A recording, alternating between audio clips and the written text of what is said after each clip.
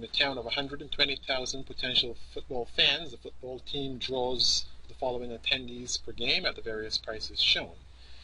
When we started to do this problem, we assumed there was one common price, and based on the data in the table, we calculated the various demand curves and determined that the maximum revenue was obtained when the price was 20. 60,000 fans were at the game, 40,000 men, 20,000 women, and the revenue was maximized at 1.2 million, or 1,200,000. What happens when the team can charge different prices for men and women? Suppose the football team can charge different prices for men and women. With 60,000 fans, we can determine what those prices should be so that the team can maximize its revenues. Let us start where we ended the last version of the problem, the price of 20 for men and women, and 40,000 men, 20,000 women, and a revenue of 1,200,000 or 1.2 million.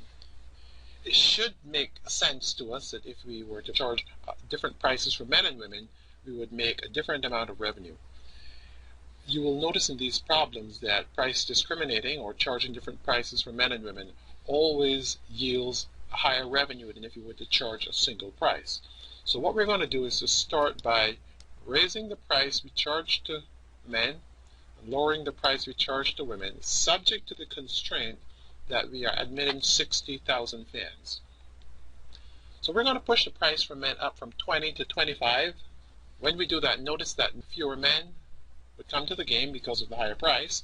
So we're going to go from 40,000 men to 35,000 men, and from 20,000 women to 25,000 women. When we push the price for men up, we're going to push the price for women down. And notice that when we do that, the revenue is going to increase. The total revenue goes from 1.2 million to 1.313 million when the price for men is 25 and the price for women goes down to 80. It should be obvious why the price for women needs to go in the opposite direction, because in order to draw more women into the stadium, increasing from 20,000 to 25,000, we have to lower the price. That's the law of demand. The optimal solution in this problem is to charge a price of 30 for men, because that's going to reduce the number of men to 30,000. We're going to lower the price for women to bring more women into the stadium. So the price for women will go down to 15, and 30,000 women will come to the game. So we're going to end up with an optimal solution which includes 30,000 men and 30,000 women. And notice that the revenue from men is going to increase, and the revenue from women is going to increase, and the overall revenue will clearly increase. So we maximize the revenue overall by charging different prices, and in this case, with 60,000 fans, if we were to charge a price of 30 for men's tickets and a price of 15 for women's tickets, the overall revenue will be maximized. Here we see a formal setup for this particular problem. The revenue is price for men times quantity for men plus price for women times quantity for women. And we have the two demand curves, inverse demand curves, P equals 60 minus QM for men, and P equals 30 minus 0.5 QF for women. We plug that into the overall revenue function. Notice that we only have revenue as a function of quantities, so we get rid of the prices. And this is a technique we use where we simplify the overall problem. We have revenue on the vertical axis against quantity on the horizontal axis, and we will draw a graph to show what this looks like. So now we have the problem formally set up mathematically. This is still the unconstrained optimization problem, and we're trying to do the best we can. In optimizing, we want to find where the slope of the revenue function is 0. That means we're at the maximum revenue. So notice we're going to maximize the revenue from men by finding the place on the revenue function where the quantity of men is optimal and the slope of that revenue function is 0. Notice this is a partial differential equation because the revenue is a function of QM and QF. So in order to find the quantity of men, QM, we need to hold the quantity of women constant. This is a technique you would have met in your calculus class called partial differentiation. There are two terms in QM. And when we differentiate the revenue function with respect to QM, we would get those two terms being differentiated, and we end up with 60 minus 2QM set equal to 0, which means that we've found the maximum revenue, or the revenue function has a slope of 0 in that particular dimension. We do the same thing for the revenue from women, and the revenue from women is going to be R equals 30Q minus 0.5Q squared. When we differentiate this, we get dr on dq equals 30 minus 1 QF, so 2, the exponent, times 0.5 is 1, the coefficient becomes minus 1. And this will give us the quantity of men from the first differential equation, QM equals 30. From the second differential equation, QF equals 30.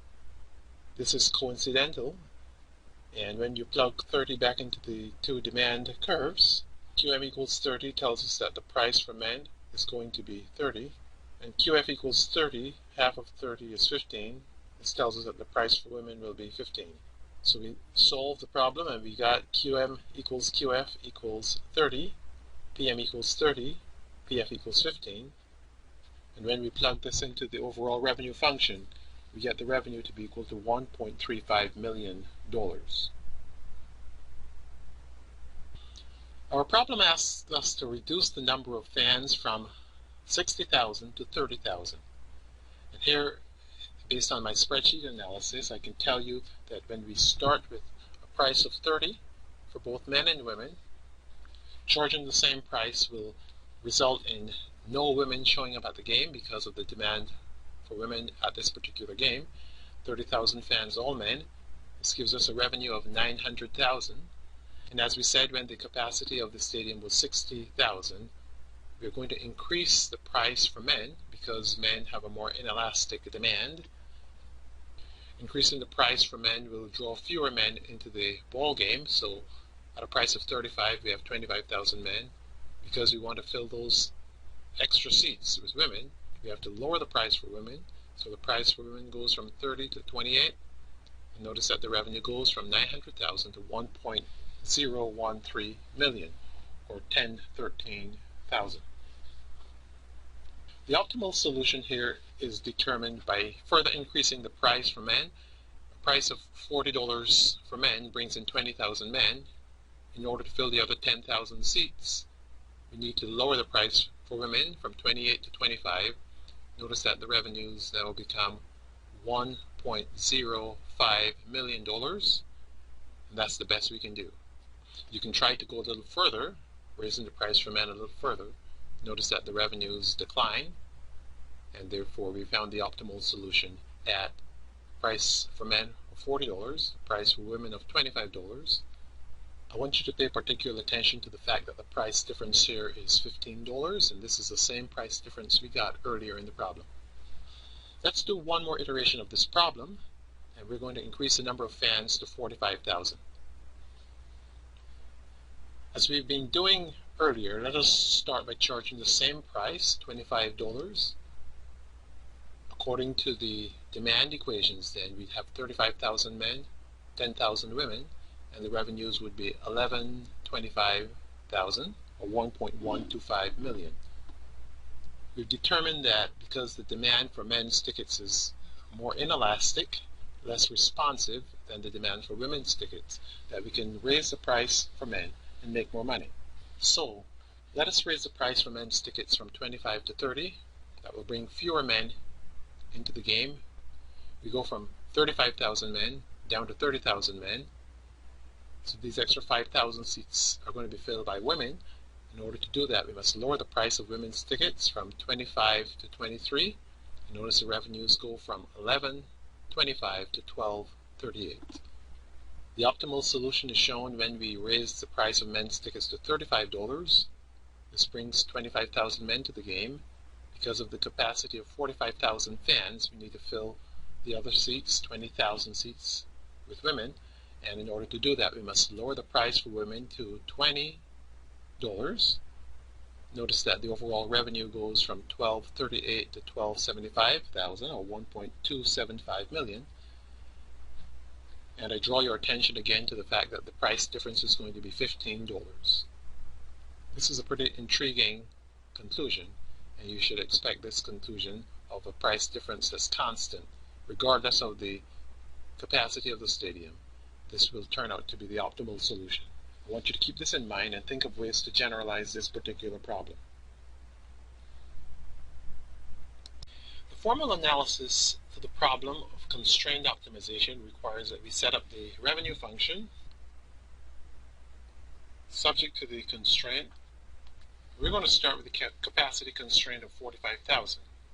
This problem is called the Lagrangian problem due to the mathematician Lagrange, and we set the problem up maximize the revenue, and you notice that squiggly L in honor of Mr. Lagrange. The Lagrangian problem is set up as L equals the revenue from men plus the revenue from women, and then we add to that the constraint. Notice that the constraint is added as 0. Since QM plus QF equals 45, 45 minus QF is equal to 0. So we're adding information. We're not adding to the revenue. We're just adding information that helps us to solve this constrained optimization. It's traditional, many textbooks, many mathematicians use lambda as what is called the Lagrangian multiplier. I'll tell you more about this. This is an important concept that you should keep in mind for the entire course. So notice the Lagrangian equation here, and the Lagrangian is the revenue from men. I've rewritten it in the second row. We multiply the QM into the parentheses, so we get 60 QM minus QM squared plus 30 QF minus 0.5 QF squared plus the constraint incorporated as 0. When we differentiate this equation, notice that there are 3 terms in QM, the 60 QM, the minus QM squared, and the minus lambda QM. When we multiply the lambda into the square bracket shown here, we will get 45 lambda minus lambda QM minus lambda F. And therefore the coefficient on QM is going to be minus lambda from this particular portion of the equation. So we said there are 3 terms in QM, and when we differentiate these, we take the differential of 60 QM, we get 60. The differential of minus QM squared, we get minus 2 QM.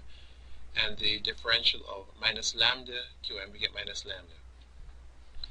There are also 3 terms in QF, so when we differentiate, we get 30 minus 1 QF minus lambda. Because we said lambda is also a variable in this problem, when you differentiate the constraint portion of the Lagrangian, you get the terms in the square brackets. So we get 45 minus QM minus QF equals 0. Setting these equal to 0 is a way of saying we're optimizing or maximizing in this case. The revenues shown by the squiggly L, I guess to hint that we're using a Lagrangian setup. When we combine the first 2 differentials, we get 60 minus 2QM equals lambda from the first of the differentials, and we get 30 minus QF equals lambda. And we come up with the expression 60 minus 2QM equals 30 minus QF, which simplifies to 30 equals 2QM minus QF. Incorporating the constraint 45 equals QM plus QF gives us 2 equations and 2 unknown variables.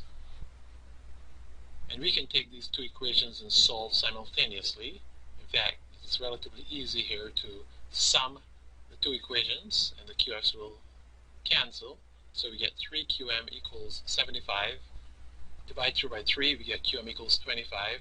We plug the 25 into any of the equations above. So if QM is 25, 45 is equal to 25 plus 20. So QF must be 20. Now that we know the values for QM and QF, we can plug those back into the 2 demand equations. Quantity of 25 men in the demand equation gives us 60 minus 25 and a price of 35 for men. And a quantity of 20 women plugs into the demand equation for women. 30 minus 0.5 times 20. 30 minus 10 equals 20. Price of 20 for women. We plug all that back into the overall revenue function, and we come up with the answer that the revenue is optimized when the prices are 35 and 20 respectively, the quantities are 25 and 20 respectively, and the revenue is $1.275 million. Because we have two versions of this problem, we're going to constrain the quantity of fans to 30,000 and we redo the problem. Notice that if you've already done the problem once, the only change in the problem occurs from the constraint. If you change the 45 in the last equation to 30, everywhere the quantity of 45 occurred, you will notice that it's relatively straightforward to solve this new problem or any other quantity constraint with this setup, so that we know exactly where to go with this problem. And like we said earlier, you can add these two equations together. When you sum the two equations, the QFs cancel, so we get 3QM equals 60. Notice that the change now is on the left-hand side of this setup. It used to be 3QM equals 75, and now it's 3QM equals 60. 3QM equals 60 gives us QM equals 20 and QF equals 10. Once we know the quantities, we plug those quantities back into the two demand equations or inverse demand equations, and we can solve for the prices. Quantity of 20 men, 60 minus 20 equals the price of 40 for men. Quantity of 10,000 females gives us a price of 25. Notice again the price difference is 40 minus 25 equals 15. Plug the prices and quantities back into the overall revenue equation, and we get a maximum revenue of $1.05 million.